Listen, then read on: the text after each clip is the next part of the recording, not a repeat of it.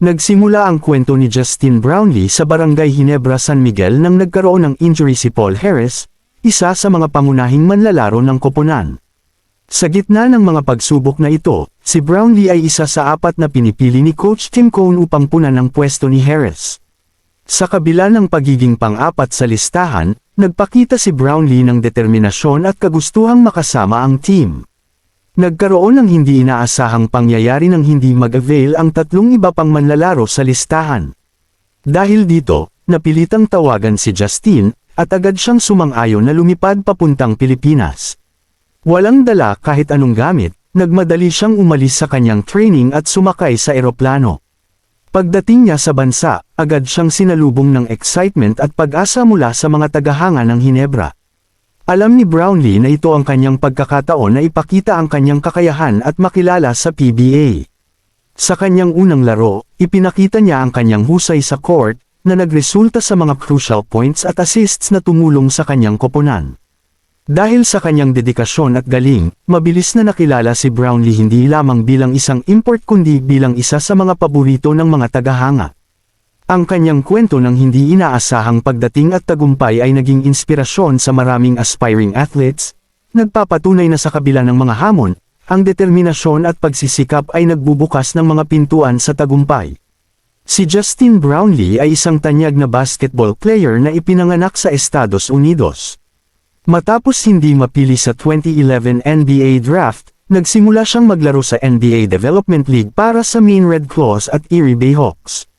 Noong 2016, nagsimula siya ng kanyang unang stint sa Barangay Ginebra, San Miguel sa Philippine Basketball Association, PBA, kung saan nagwagi siya ng 6 na PBA championships, kabilang ang 4 na PBA Governors Cups at 2 PBA Commissioners Cups. Bukod sa kanyang tagumpay sa PBA, naglaro rin siya para sa San Miguel Alab Pilipinas sa ASEAN Basketball League at nagwagi ng championship noong 2017-18.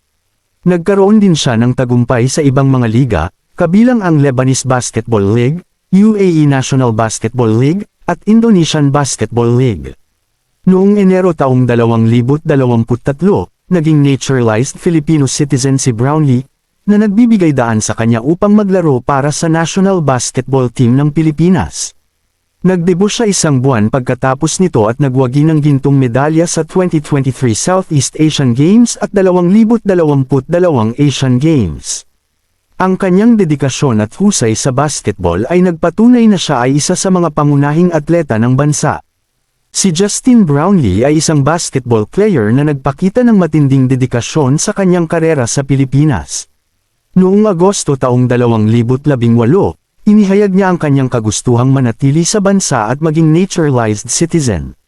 Sa parehong buwan, isang panukala ang inihain sa House of Representatives upang bigyan siya ng Filipino citizenship.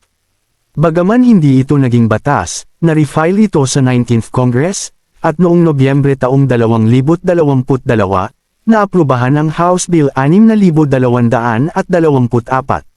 Sa wakas, nilagdaan ni Pangulong Bongbong Marcos ang batas noong ika-12 ng Enero taong 2023, na nagbigay daan kay Brownlee na maglaro para sa pambansang koponan ng Pilipinas.